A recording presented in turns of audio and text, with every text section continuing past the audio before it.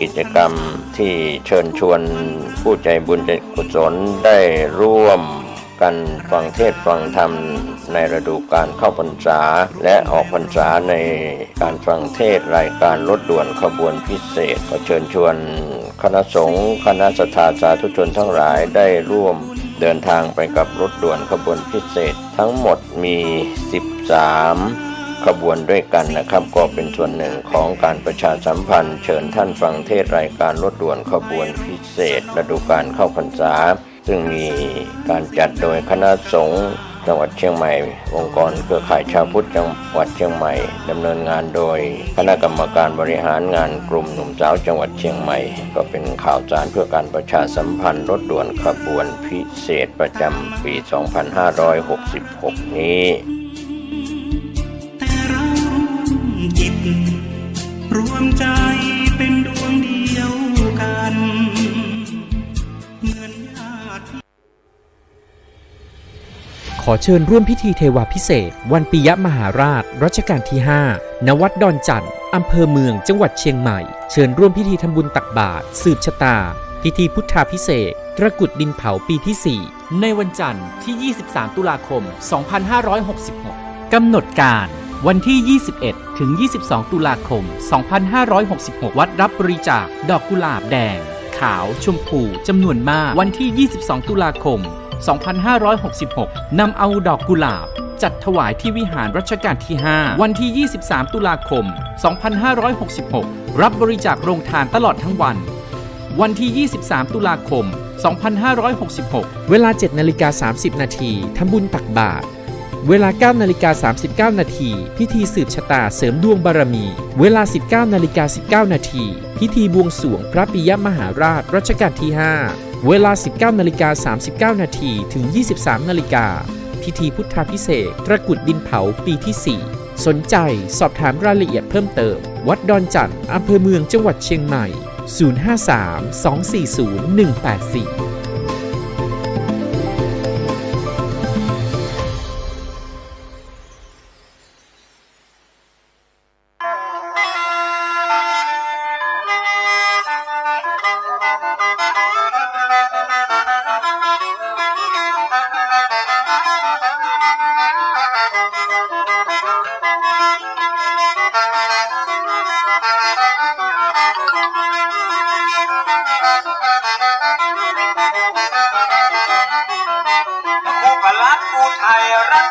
ปัญโย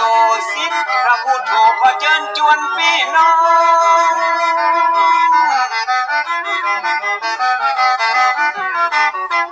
สาธุชนทุกคนแห่งห้องล้านนาตัวต้องบอกว่าไกลว่าไกลมาฟังรายการดีมีสาระน้อมนำธรรมะมาสาธยายขึ้น96.5เสียงใส104.5ดังไก่กระชอน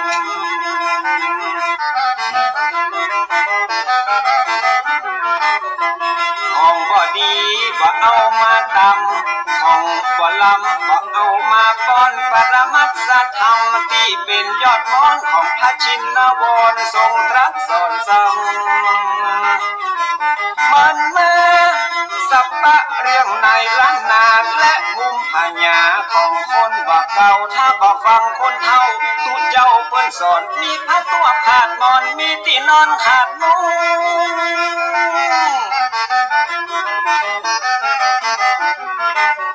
วันหน้าวันตามันจะหยาบยุ่งแตกฟุ้งเหมือนไฟลงเปียแผ่นดินจะมีแต่คนชั่วคนจะลืมตัวผัวจะลืมเมียวัยรุ่นจะกินเหล้าเมาเบียร์สังคมจะเสื่อมเสียครอบครัวจะแตกแยก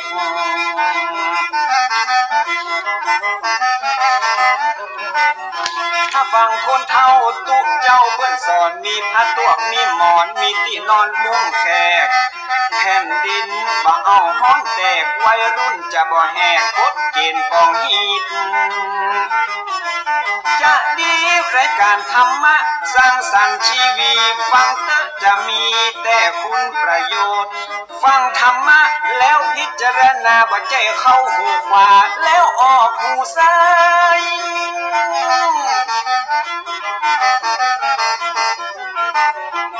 มีประโยชน์เมื่อนำมาใช้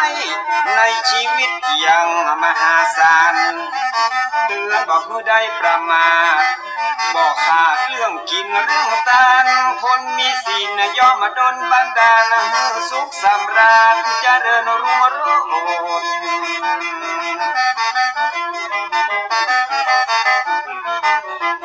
พ่อคนเฒ่าเปิ้นเข้าวัดว่าน้อมนำศีลมารักษาภายโพดคนบาเดียวจิตใจเหี้ยมโหดขี้มิ่งขี้โกรธอยากจะป่าเถื่อน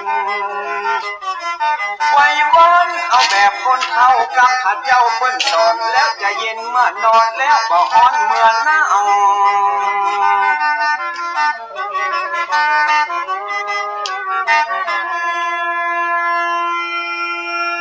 ขอความงอกงามในธรรม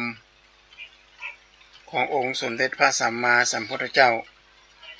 จงมาเกิดไม่แก่บรรดาท่านสาธุชนพุทธบริษัททุกท่านที่ฟังรายการทันธรรมทางสงบในรายการสถานีวิทยุแห่งวัดฝ่ายหินซึ่งค่ำคืนนี้ก็ตรงกับวันศุกร์คืน15 ค่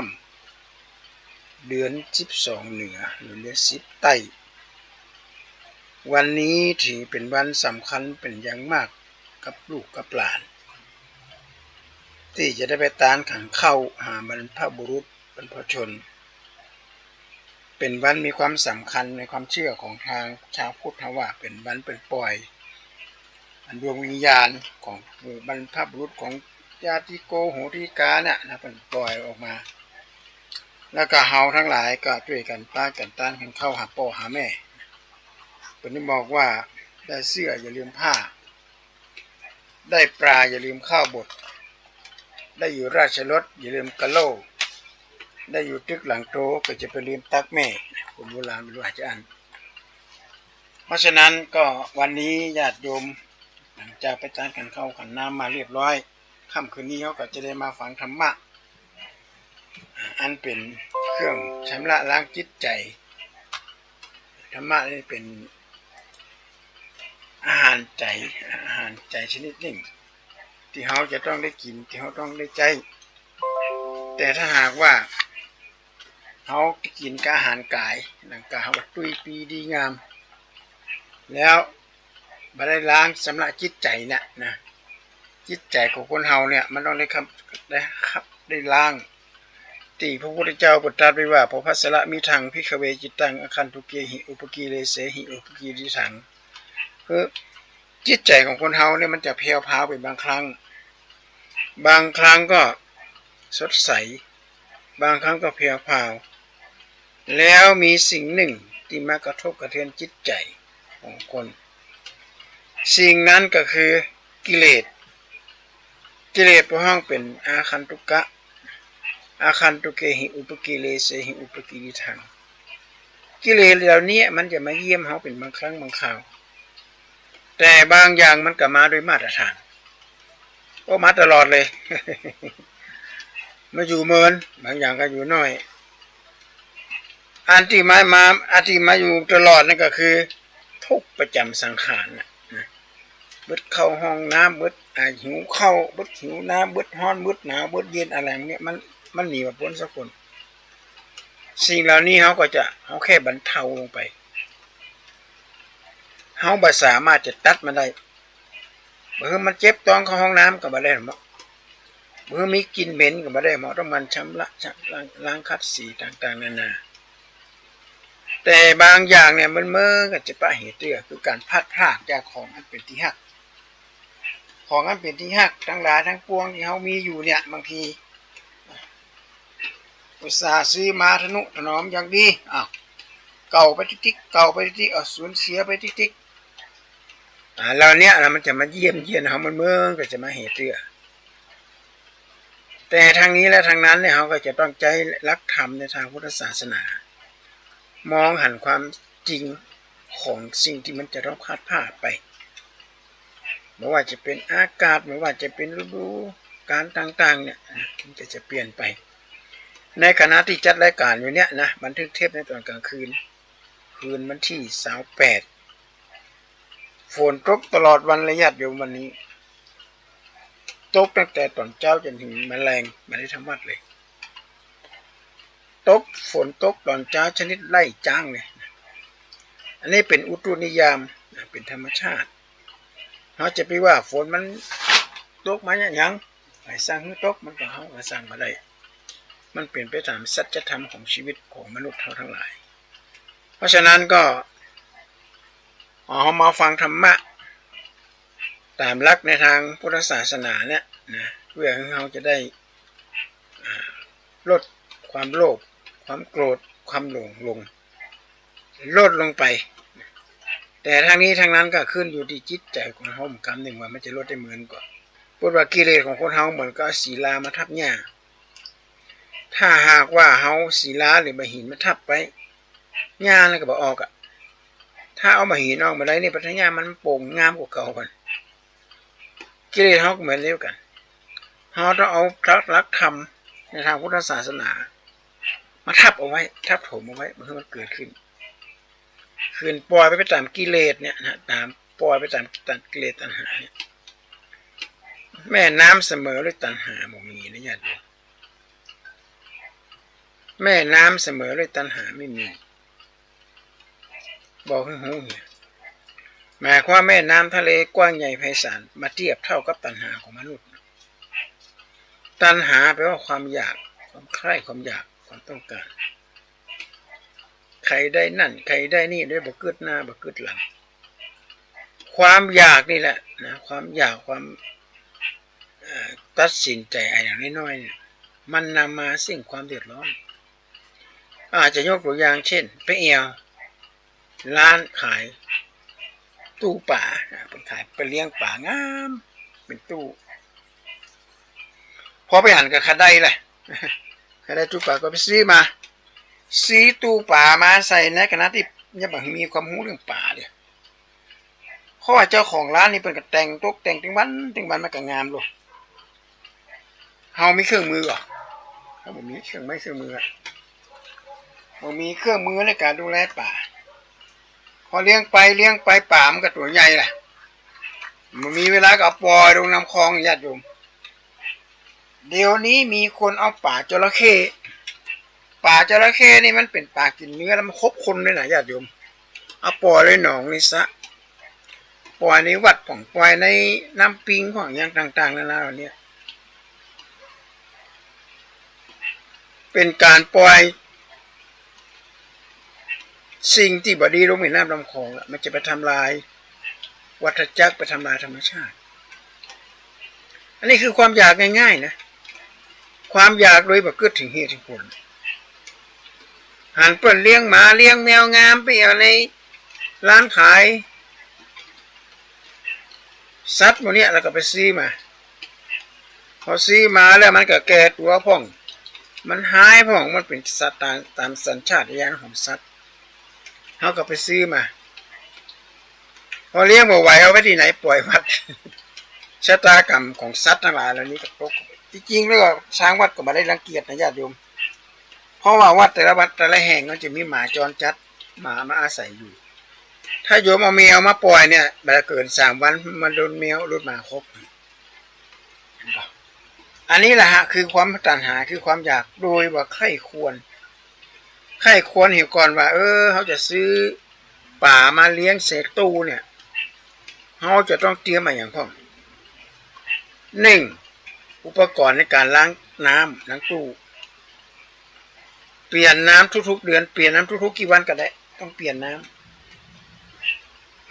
ำล้างมาหินล้างอะไรต่างๆนานาเหล่านี้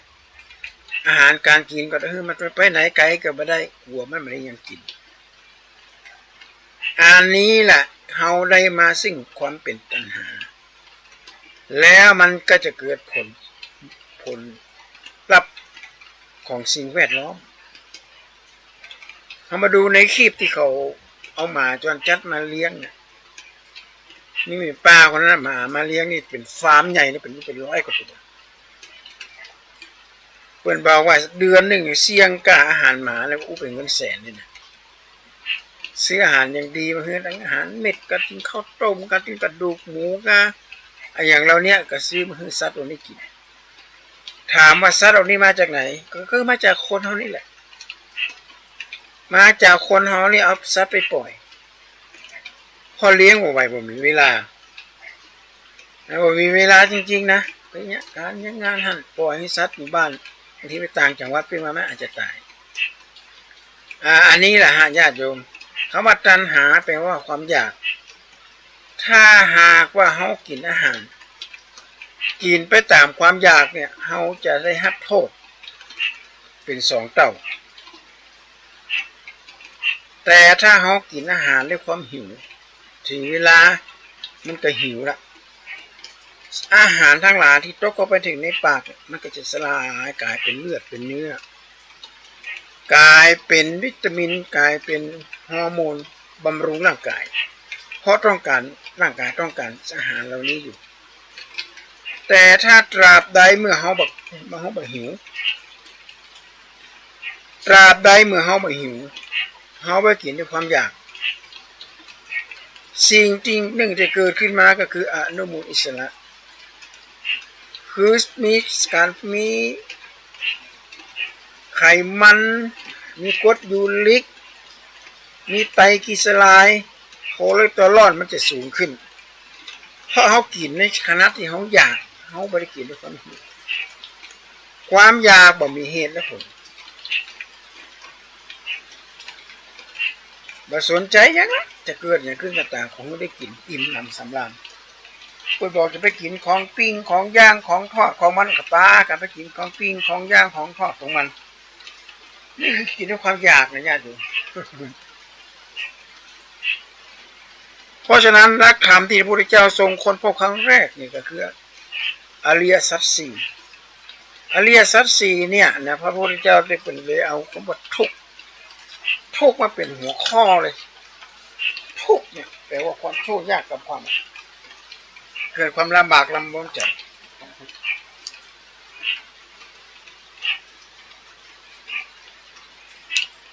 คนเรามีความทุกข์เราจะต้องมีสาเหตุต้องถามว่าเหตุอะไรอย่างต้องทำให้เกิดความทุกข์ขึ้นมาต้องหาเหตุก่อน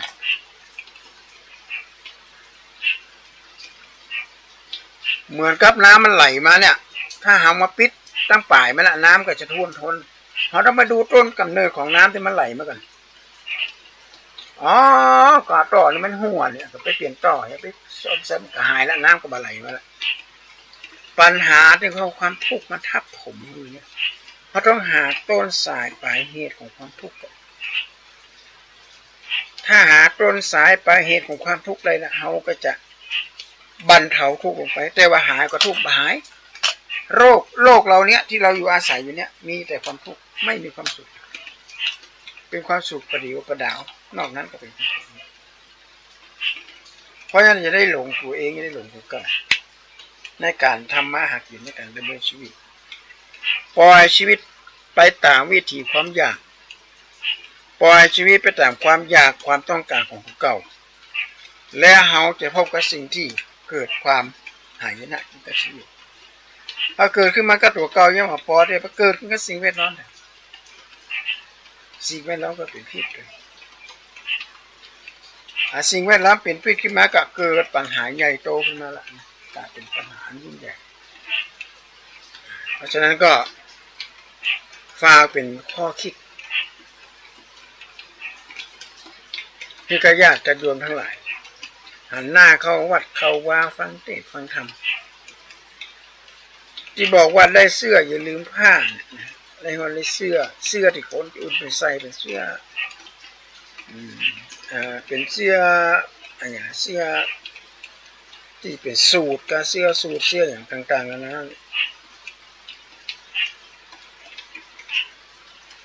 เป็นเสื้อที่สั่งส่งมาจากโรงงานได้เสื้อได้นุ่งเสื้อแล้วแต่สิ่งนิ่งที่เขาลืมมาได้คือผ้าอ้อมที่แม่เคยพกห่อคนบอกว่าได้เสื้ออย่าลืมผ้าอย่าลืมผ้าอ้อมของแม่เพราะฉะนั้นวันนี้เป็นวันปล่อยดวงวิญญาณของเราสัตว์ทั้งหลายรวมถึงพ่อถึงแม่แล้วยอมนั่งนึกคือดีนะเขาเกิดมา อยู่ในอ้อมกอดของแม่ แล้วพ่อแม่ก็ทิ้งมรดกไว้ให้เอาไว้ให้กินตอนหลังจากพ่อแม่สิ้นบุญสิ้นกรรมไปพอเพิ่นสิ้นบุญสิ้นกรรมไปแล้วเฮาก็ต้องทำบุญอุทิศส่วนกุศลไปให้เพิ่นถึงวันเวลาวันสำคัญวันเข้าพรรษาวันออกพรรษาวัน12เพ็งวันเดือนเพ็งเดือนนี้เดือนเพ็งวันศุกร์ศาสตร์ไทยศาสตร์จีนอย่างนี้ก็ตามเฮาหาก่อนนี้เพื่อให้เพิ่นได้กินและบริโภคในสิ่งที่ดีๆในสัมปรายภพถ้าอย่างญาติโยมแผ่นดินที่เฮาอยู่ที่เฮาอาศัย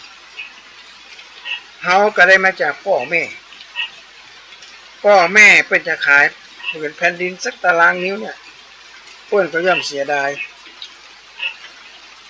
มันย่อมขายให้ไผ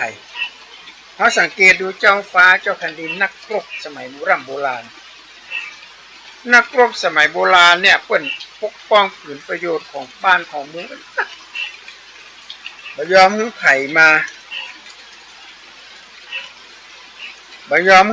มาลุกลานบ้านเฮามันเกิดนี่รักษาเคารพธรรมเนียมรักษาอย่างทุกสิ่งทุกอย่างตามหลักพุทธศาสนาเมื่อท่านล้มหายตายจากไปแล้วอุทิศส่วนกุศลบุญส่วนกุศลให้ท่านไปวัดไปหาตุลุงหาตุปีหาครูบาอาจารย์มาตั้งเขาหาคนนั้นตั้งเขาหาคนนี้เพื่ออย่างก็ให้ฐานะที่เขาเป็นชาวพุทธในฐานะที่เขาเป็นกุลบุตรที่คิดนึกถึงคุณงามความดีของท่านนึกถึงคุณงามความดีของเจ้าฟ้าเจ้าแผ่นดินทั้งหลายทั้งปวงที่พระองค์ทรงมีความห่วงใยพระสงฆ์นิกรชาวไทยเป็นอย่างมากทุกพระองค์ญาติโยมอันนี้แหละนะฮะวันเป็นห้องว่าวัน12เพ็งเป็นวันแห่งการปลดปล่อยดวงวิญญาณต่างๆแต่ทั้งนี้และทั้งนั้นญาติโยมสาธุชนทั้งหลายถึงจะเป็นวัน12เพ็งเขาก็บอกควรไปทำบุญสุนทานเฉพาะวัน12เพ็งเขาสามารถจะไปทำอะไรก็ได้วันที่มีเวลามีโอกาสที่จะได้ทำบุญสุนทานเขาก็ได้ทำไปจะมาล้อทำนี่เพ็งมาทำได้12เพ็งกับข้าวกับปลาพอหล่นกินก็มาเสี่ยงมาซ้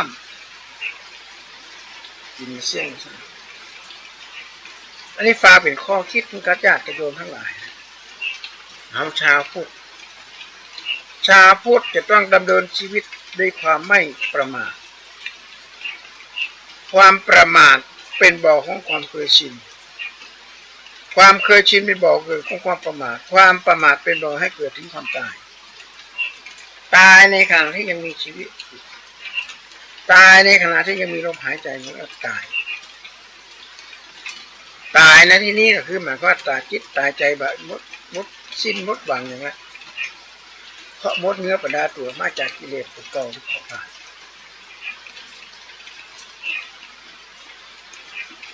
อันนี้เป็นข้อคิดที่ในทางพุทธศาสนาเป็นมองไว้ว่าการที่เราล้ำลึกถึงบุคคลนั้นเป็นที่หักคือหนึ่งกตัญญูหนึ่งบุพการีบุคคลปู่ฮือบุญฮือคุณงามความดีฮือเลือดฮือเนื้อฮือชีวิตเราต้องทดแทนกัน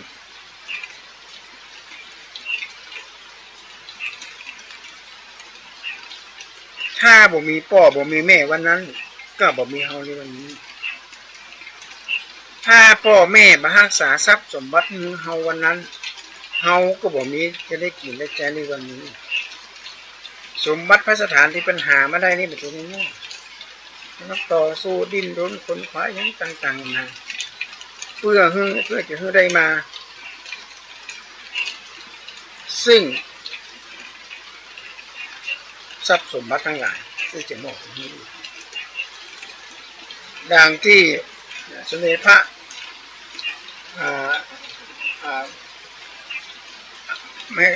ไม่โดนละ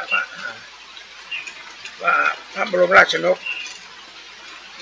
พระองค์ทรงพระราชนิพนธ์ไว้ว่าสองมือพ่อ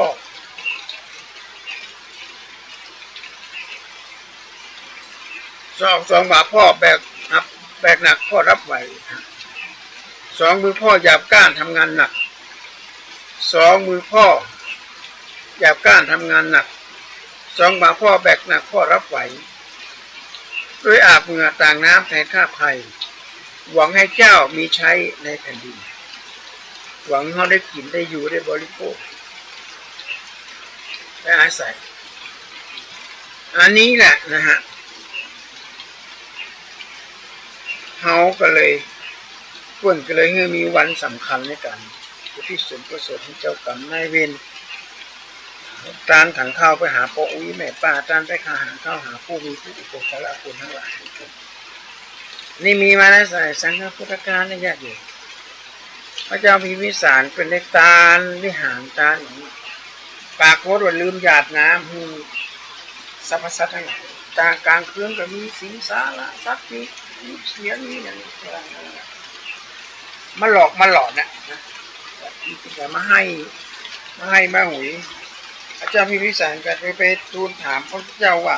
มันเกิดอะไรขึ้นพระเจ้าอ๋อเฟิงกับไปจะถวายวิหารหลังหนึ่งเล็กกว่าเล่นแต่ลืมกวดน้ำไปให้เจ้ากรรมนายเวรที่เปิ่นเคยกินเคยอยู่กับเฮาตั้งแต่ก่อนหรือผู้มีอุปการะคุณเจ้าของสถานที่เฮาไปละลานเปิ่นไปแปลงสิ่งก่อสร้างยังไปพุทธไปคุยอย่างต่างๆนานาสิ่งเหล่านี้เปิ่นได้กินเปิ่นได้อยู่ตามมิติจิตของคนเขาไม่ได้อยู่ที่เปิ่นเขาเป็นคนเป็นวิญญาณเพราะสิ่งสำคัญมากที่สุดเขาจะต้องทำบุญอุทิศส่วนกุศลให้เปิ่นบ้านแต่ละหลังที่เขาอยู่เนี่ยญาติโยมสังเกตดูคนจีนเปิ่นรวยอ่ะเพราะเปิ่นบ่ลืมสิ่งเหล่านี้บอกว่าจะไปอยู่ที่ไหนเปิ่นก็สร้างมูลนิธิสร้างอะไรต่างๆนานานะที่ช่วยเหลือสังคมแล้วก็มีการรื้อฟื้นป่าช้ารื้อฟื้นป่าช้าพ่องไปช่วยแปลงหั่นแปลงนี้ถือว่าเป็นการสะดอกเคราะห์พระบาทสมเด็จพระเจ้าอยู่หัวรัชกาลที่9บนตรัสไว้ว่าการทำงานเนี่ยก็คือการทำงานการทำคุณงามความดีต้องขาดทุนซะก่อนถึงจะได้กำไรขาดทุนแต่ได้กำไรเนี่ยญาติโยมอันนี้เป็นข้อคิดนะเป็นปริศนาธรรมขาดทุนก็หมายความว่าเขาเป็นละอ่อนน้อยเขาเป็นทหารชั้นผู้น้อยเขาเป็นตำรวจชั้นผู้น้อยเขาเป็นคุณชั้นผู้น้อยต้องทับอาสาหักใจเจ้านายไว้ก่อนบอกว่างานนั้นจะนักจะเบางานนั้นจะเป็นยังก็ตามแต่ก้นใจเขาต้องทำเขาทำเนี่ยถึงเขาจะนิดจะเหนื่อยคนอื่นมาทำแต่หารู้ไหมว่าสิ่งที่เขาทำลงไปนั่นคือกำไรของชีวิตเขาขาดทุนเพราะว่าเขาได้วิ่งเขาไปฮักไปนี่อีกก็หิวก็มันเลยยุดบริยันลูกพี่ใจว่าแต่หารู้ไหมว่าลูกพี่หวังให้เราเป็นใหญ่หวังให้เรามีกินมีใช้ในอนาคตหวังให้เราช่วยเหลือตัวเองในการไม่ต้องไปพึ่งก็อาศัยตรงกันข้ามกับคนที่บักเกยได้ฮักกันดุดาบักเกยโดนไผมาว่ามาอย่างเนี้ยพอเจอปัญหาเจอมรสุมของชีวิตเนี่ยก็ลำบากไม่สามารถจะแก้ไขปัญหาอย่างได้โบราณเป็นบอกว่าลูกกระท้อนน่ะถึงจะเปลือกหนาอย่างนี้ก็พอมันตุบเป็นวัน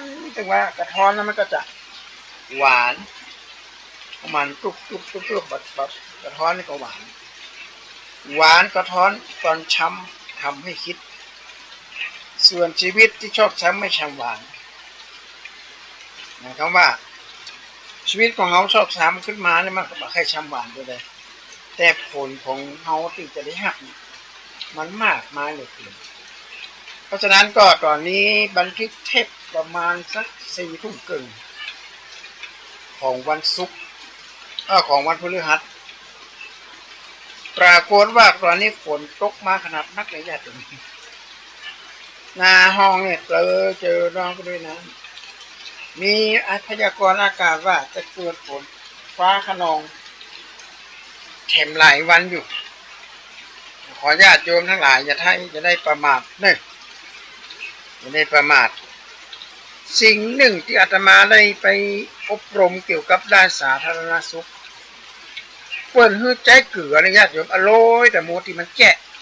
ที่ใดมีมันไม่แจะมันจะแจะแม่ที่ใดมันมีที่ไข่คู่ที่ใดมันมียุงมาไข่ที่ใดที่มีหนูมาเพ่นพ่านเนี่ยเปิดหื้อเอาเกลือไปโรยนะญาติโยมเอาเกลือไปโรยแต่หมูห้องหมูหอแต่หมูจักหมูแจงเนี่ยเวลาน้ำมันตกลงมาเนี่ยเกลือมันก็จะได้ละลายและสัตว์เหล่านี้ก็จะหนีหมดมันมีสัตว์ตัวใดจะมากินเกลือนะแล้วมันก็ฆ่าเชื้อโรคนี่ตัววันนี้อาตมาก็เลยไปเหมามา1 กระสอบเพื่อจะมาโรยแต่หมูในหน้าห้องน้ำห้องในห้องครัวห้องอย่างต่างๆเนี่ยมันจะมีฝนสาดเข้ามาเขาก็เอาเกลือเนี่ยโรยเข้าไปแล้วก็จะดับกลิ่นได้ด้วยนะกลิ่นของสัตว์ทั้งหลายทั้งปวงไม่ว่าจะเป็นน้ำเน่าสัตว์มันมาตายหรือฉี่หนูอย่างต่างๆเหล่านี้ที่มันมาตกค้างอยู่ที่แต่หมูห้องหมูหอยเขาก็ได้นำสิ่งเหล่านี้เขาก็ได้นำเอาเกลือเขาไม่ได้ฆ่าสัตว์นะญาติโยมแต่เขาหาทางป้องกันสัตว์เหล่านี้เมื่อมันเจอของเค็มมันก็หนีเชื้อราเจอของเค็มมันเนี่ยมันก็หนีถ้าใบยาจะหนีก็คือลดสัตว์ทั้งหลายที่มันหนีไปมันไม่ได้หนีมันไม่ได้ตายนะแต่มันก็ต้องหนีบ่ถือว่าเป็นบาปละแต่ถ้าหาเขาซื้อยาฆ่าแมลงกับฆ่าหนูฆ่าแมลงฆ่าอย่างอันเนี้ยเป็นการวางแผนจะฆ่าแต่นี่เขาหาทางป้องกันเอาไว้ตกลงมานักขนาดนักเลยตอนนี้จะได้การไป30 นาทีฝนตกลงมาเพราะว่าฝนไล่จ้างญาติโยมฝนไล่จ้างตกลงมาขนาดนักเลยทำให้โอกาสที่จะเกิดน้ำท่วมแบบฉับพลันหรือห้องว่าน้ำป่าไหลหลากมันจะไหลลงมาก็ขอให้ระมัดระวังกันไว้ให้ดีญาติโยมขับรถไปต่างจังหวัดขับรถไปหันไปนี่ถ้าเกิดฝนมันตกนักน่ะก็ต้องหยุดเพราะอย่างจะต้องหยุดเลยดินที่อยู่ในหินในผาเนี่ยมีโอกาสที่จะสไลด์ลงมาเพราะฝนมันตกนักต้องโน้พวกกันเดินทางเนี่ยนะญาติโยมบอกควรเดินทางไกลช่วงระยะหน้าฝนเนี่ยเราจะต้องระมัดระวังให้ดีเพราะว่าถนนเนี่ยมันลื่นมันมืดเพราะถนนมันมืดนะเพราะถนนมันมืดน่ะมันรถมันกระเบรกบัดจันพอรถมันเบรกบัดจันเนี่ยมันก็เกิดอุบัติเหตุในแง่ขึ้นเฮาบอกไปชวนเพื่อนจะเพื่อนอาจจะมาชวนเฮามีเฮาไปเลยเพื่อนไปชวนเฮาแต่เฮาไปชวนเพื่อนถ้ามาจำเป็นก็จะออกนอกบ้าน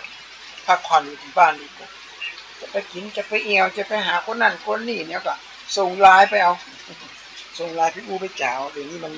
มันทันสมัยละอาตมามีโยมคนหนึ่งอยู่อเมริกามีเพื่อนมีโยมมีญาติมีโยมอยู่ถึงอเมริกาก็ส่งไลน์ก็หากันนะบอกเคยได้เอี่ยวในอเมริกาไม่ได้ไปเลย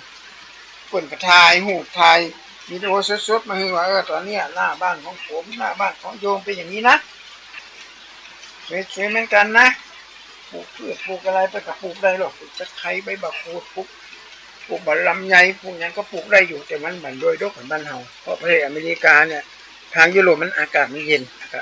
อากาศมันเย็นถูกต้องละอากาศมันหนาวอากาศมันเย็นก็ไม่สามารถที่จะปลูกอะไรอย่างได้ตามเพราะฉะนั้นเวลาฝนมันตกตอนนี้ทางกรมอุตุนิยมวิทยาบอกว่าจะตกตั้งแต่วันที่27จนถึงวันที่8 ถ้าบ่มีการเปลี่ยนแปลงของผู้เอาของพายุมันจะไปของมันละภาคเหนือมี 70% ที่จะมีฝนตกมีแม่ฮ่องสอนเชียงใหม่พูนลำปางเชียงรายพะเยาน่านพะเยาจะเกิดฝนฟ้าตกหนักอันนี้ตามคำพยากรณ์ของกรมอุตุนิยมนะที่เป็นเอารายการทางวิทยุรายการทางเฟซเป็นมีหนังสือมาด้วยหรอกประกาศเตือนภัยธรรมชาติเตือนภัยธรรมชาติเขาก็ต้องระมัดระวังให้ดีช่วงนี้ถ้าไม่จำเป็นก็ต้องออกนอกบ้านไปไหนอยู่กับบ้านอยู่กับลูกอยู่กับหลานไว้ก่อนขืนออกไปเพ่นพ่านเนี่ยน่ากลัวขนาดนักเลยเพราะว่าโรคภัยไข้เจ็บกับอุบัติเหตุอย่างต่างๆนานาเนี่ยมันมาด้วยบ่ฮู้สึกตัวแท้ๆนะโรคภัยไข้เจ็บสมัยนี้มันมาปราบเซียนเลยในเมื่อมันมาปราบเซียนแล้วมันจะมาปราบเฮาก็ต้องระมัดระวังหาความระมัดระวังอย่างไว้ให้ดีเพื่อความสมบูรณ์ของคนบอกว่าสูงที่สุดไม่ใช่บนท้องฟ้าสูงที่สุดไม่ใช่เลยครับไกลที่สุดไม่ใช่ขอบฟ้าใกล้ที่สุดไม่ใช่ญาติมิตรนี่มันคืออย่างสูงที่สุดไม่ใช่บนท้องฟ้านั่นก็คือความปรารถนาความขยันหมั่นเพียรของคนปรารถนาให้สูงสุดนะคนเราความปรารถนาไกลที่สุดไม่ใช่ขอบฟ้านั่นคืออนาคตที่เราจะต้องเข้าไปถึงใกล้ที่สุดไม่ใช่ญาติมิตรนั้นคือความตายที่อยู่ใกล้เราตลอดลมหายใจเข้าออกพระเจ้าถามพระอานนท์ว่านึกถึงความตายของก่อนพระอานนท์กระทูลตอบพระสมเด็จพ่อว่าก็นึกถึงด้วยวันตถาคตเจ้านึกถึงความตายวันละ10 ครั้ง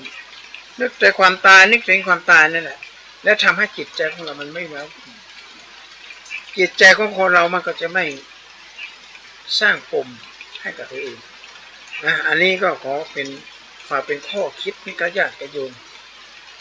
ทั้งหลายที่ฟังรายการธรรมะเราฟังรายการธรรมะเนี่ยวันนี้ก็เป็นวันเกิดเปตพีเนี่ยมันก็มีวัน12 ปีไปจะเตะทำเปตพีอันเจ้าเนื้อหาสาระก็เกี่ยวข้องกับวิถีชีวิตของคนสมัยก่อนของปู่ย่าตาทวดที่ส่วนกุศลตานกันเข้าหาพ่ออุ้ยแม่อุ้ยตานเข้าหาปู่ย่าตาทวดตานไม่ใช่ญาติโยมไปที่วัดที่อยู่ใกล้ๆนะไม่ใช่ไปวัดโน่นวัดพระสงฆ์องค์เจ้าที่มาบิณฑบาตเรียอะไรโดยไม่ได้รับอนุญาตการบิณฑบาตบิณฑะไปว่าก้อนข้าวบาทะไปว่าตกลงไปเขาใส่อะไรก็ได้ที่ไม่ใช่มังสะ10 อย่างที่เต็มบาทแล้วก็กลับไม่ฉันไม่หมดเลยเหลือก็ให้เด็กไปโรงเรียนญาติโยมทั้งหลายเพราะฉะนั้นการอุทิศส่วนกุศลไปให้กับเจ้ากรรมนายเวรบรรพบุรุษเป็นสิ่งที่ดีงามมากพระที่มาเรียอะไรเนี่ยนะกลัวมากที่สุดญาติโยมต้องฟังเอาไว้ให้ดีเราจะปลูกข้าวเราต้องหานาที่มันดีๆหน่อยถ้านามันไม่ดีเราปลูกก็ไปเอาข้าวหวานมันก็ตายฟรีเหมือนกับเราทำบุญหรือญาติโยมทำบุญกับพระอรหันต์ทำบุญกับพระสงฆ์ทำบุญกับพระพุทธเจ้าทำบุญกับสิงสาราสัตว์อานิสงส์มันเหมือนกันไหมถ้าวัตถุที่เราท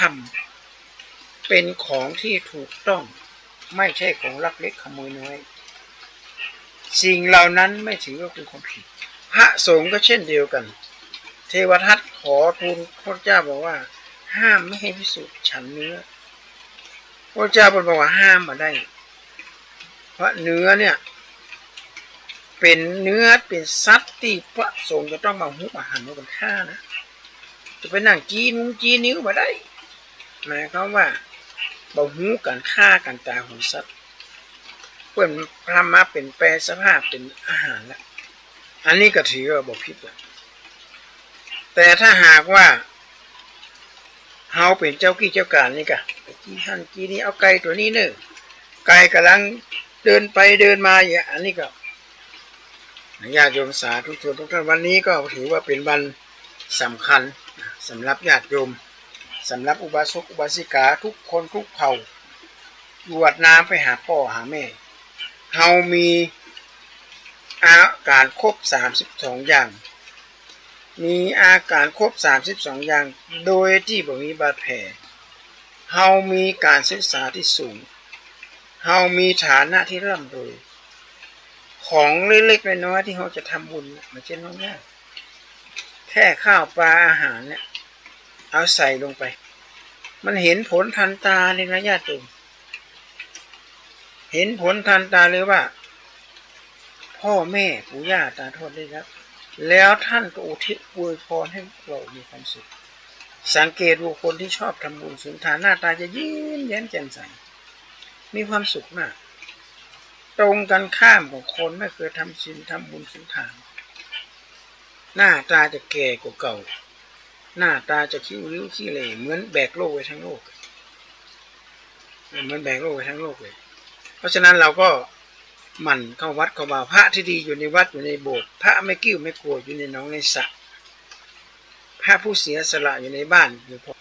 พระดีๆอยู่ในวัดอยู่ในโบสถ์อยู่ใกล้วัดท่านวัดนี้ก็ไปกินไม่ตั้งเข้าไปโดยบ่ต้องไปมีข้อแม้อย่างต่างๆนั่นแหละไม่ใช่ว่าเอาเรื่องราวที่นอกเรื่องมาโอ้หลักธรรมในทางพุทธศาสนาเนี่ยถือว่าเป็นของศักดิ์สิทธิ์เหมือนธรรมะคือคุณาภรณ์คือมาธรรมะคืออาภรณ์อันประเสริฐไผ่มีศีลไผ่มีธรรมอยู่ใกล้ก็มีความสุขนั่งก็เป็นสุขนอนก็เป็นสุขหลับตื่นขึ้นมาก็เป็นสุขหลับก็เป็นสุขพ่ออย่างพ่อสร้างแต่คุณงามความดีต่างประเทศนี่บางคนก็คิดขึ้นมาว่าอย่าไปทำไมไม่เหมือนอเมริกาเนี่ยหารู้ไหมญาติโยมคนในอย่าออกคนนอกอย่าอเมริกานี่เป็นจุดชนวนในการสงครามแต่ละครั้งแต่ละอย่างแล้วเราจะไปเอาแบบอย่างเขาได้ไงโรงงานผลิตสินค้าต่างๆที่อเมริกาเนี่ยเพียงแต่ประกาศว่าเกิดสงครามโลกขึ้นมาโรงงานนั้นปิดแล้วแปลสภาพเป็นอาวุธโรงงานผลิตอาวุธในพริบตาพร้อมหมดเลยแล้วเขาอย่าไปเอาอย่างเปิ่นกะจะเอาอย่างคนอเมริกาเหรอบางคน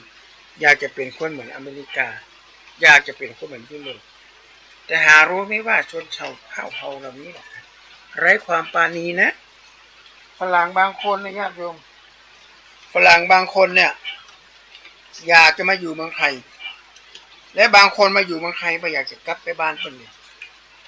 คนบ่าวคนไทยมีนิสัยใจอบอ้อมอารียิ้มง่ายใจดีมีอัธยาศัยดีโอ้ต่างประเทศนี่มาได้เลยอยู่บ้านใกล้เคียงกันเนี่ยใครเอาหมามาเลี้ยงเอาสัตว์อย่างมาเลี้ยงส่งกินมุงกินเหม็นเอาโทรศัพท์ไปแจ้งความฟ้องร้องกันบ้านเฮาเนี่ยเหมือนเฮาเมืองเฮาอยู่เย็นเป็นสุขก็เพราะเฮามีพุทธศาสนาพุทธศาสนาเป็นขุมพลังทางด้านสติปัญญาของพี่น้องชาวเหนือเฮาบ่ฮื้อทะเลทลายไปไหนอย่างญาติโยมสังเกตดูวันที่23เดือนกันยายนที่ผ่านมาวันแห่งวันของเจ้าดารารัศมีนะญาติวันของเจ้าดารารัศมีวันนั้นเกิดมีพยากรณ์อากาศว่าจะเกิดฝนตกหนักมากเชียงใหม่อาตมาภาพโอ้จ้างฟ้อนจะเป็นปันบัดใดไปฟ้อนเห็นก้าบัดได้หันจ้างฟ้อนเลยเนี่ยปรากฏว่าบ่มีฝนแม้แต่หยดเดียวญาติโยมอภินิหารในอำเภอเมืองเชียงใหม่ฝนมาตกเลยบ่มีตั้งเขาว่าตกเลยหลังจากวันนั้นเป็นต้นมาก็เอาแล้วพอสภาพเปี้ยหมดจะว่ายน้ำไปบิณฑบาตถึงอะไรเนี่ยฝนตกนะขนาดนั้นเลยแต่วันที่33วันเจ้าดารารัศมีไม่มีฝนเลยแม้แต่หยดเดียวและบ่มีภัยเป็นลมเป็นแรงในการมาฟ้อนฟรีแต่งตัวก็ฟรี มาได้เก็บเงินกองกลางมาได้อย่างสักอย่างเพิ่นว่ามาหอมฟ้อนหอมแม่งามเลือดล้ำแม่งามเงาใสแม่งามวิไลสมไว้คนเท่างามหน้านับถือยกมือใส่เก้าสมความงามแม่พระงามด้านคิดใจฟักไฟธรรมะงามแม่เจ้างามดีนะคือโคตรพระงดงามความงดงามทั้งหลายเหล่านี้นะญาติโยมคนสมัยก่อนเขาวัดเขาวาฟังเทศน์ฟังธรรมฟ้อนถวายเวลามีงานกฐินงานผ้าป่าหรือแม้กระทั่งงานสำคัญที่ใหญ่ที่สุดในประเทศชาติก็คืองานแห่พระพุทธศรีหิงจ้างฟ้อนเปิ้นก็มาฟ้อนมาหลังให้เกิดความสวยสดงดงามหรือเรียกอย่างนี้เป็นเกสรของวัฒนธรรมอันนี้ขอฝากเป็นคติเตือนใจให้ญาติโยมว่าเราบวชในพุทธศาสนาเราเป็นชาวพุทธ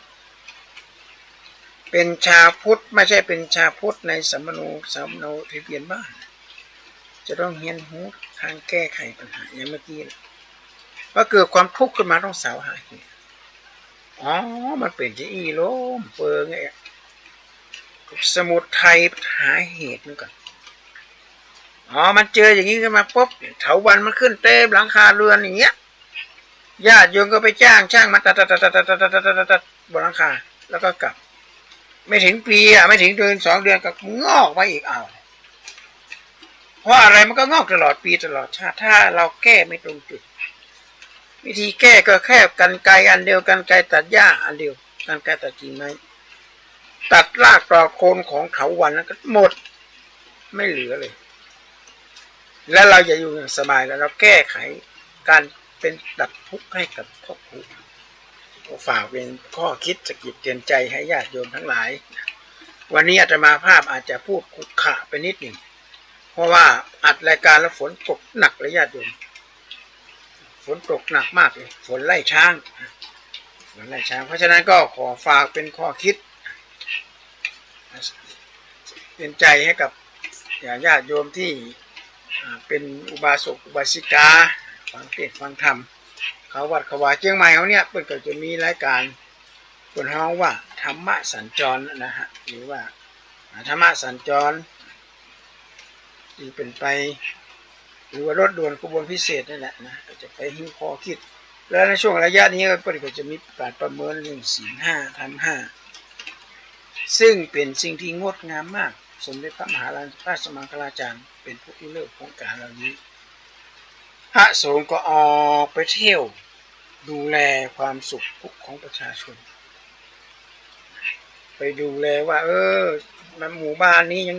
กินเหล้ายังปากันไปกินเหล้าลักเล็กขโมยน้อยไปกันเจ้าชู้ปากันไปมุสาไปจุไปล่าคนนั้นคนนี้มีก่อนเพื่อนจะได้หาข้อมูลหาข้อคิดที่ดีๆก็จะมีเจ้าหน้าที่ไปตรวจสำนักพุทธไปตรวจเพื่ออย่างเพื่อที่จะแนะนำมาเป็นประโยชน์กับอนุชนรุ่นหลังถ้าขืนเฮายังกินเหล้าสูบบุหรี่พยากรณ์ได้ทีเดียวเลยว่าอนาคตบ่รู้มีโอกาสล่มจมเหมือนเหตุปันตีนตอนนุ่มตอนแน่นกินยังกะล้ำสูบบุหรี่กะล้ำกินเหล้ากะล้ำอะไรยังอร่อยแต่ไปหลงตัวเก่าแหละฮะหลงตัวเก่าลงคิดว่าตัวเก่าก็บอกเป็นอย่างละตัวเก่าบอกเป็นอย่างละเพราะแกตัวมันญาติโยมคนกินเหล้าคนสูบบุหรี่นะจะมีอาการนัก